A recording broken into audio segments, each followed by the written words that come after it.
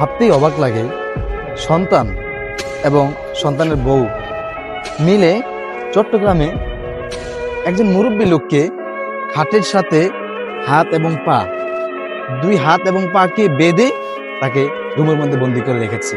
কেন? সম্পত্তির ভাগ সে নেওয়ার জন্য।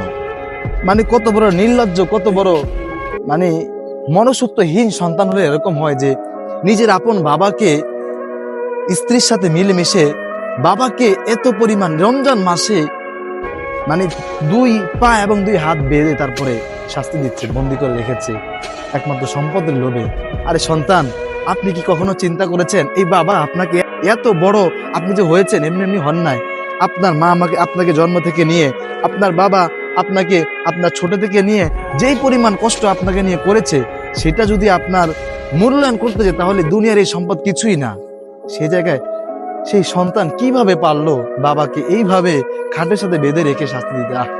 কেমন হবে এই সন্তানের ভবিষ্যৎ? কি হবে এই সম্পদ দিয়ে, যে সম্পদই বাবা মা এবং মাকে আলাদা করে দিবে সন্তান থেকে? প্রিয় বোন, আপনাকেও বলছি, যিনি ছেলের বউ, আপনিও পারলেন আপনার বাবার মতো একটা মানুষকে এইভাবে কষ্ট দিতে? আসুন না সন্তানরা, কেন নিজের বাবা মাকে সম্পদের জন্য আলাদা করে ফেলছি?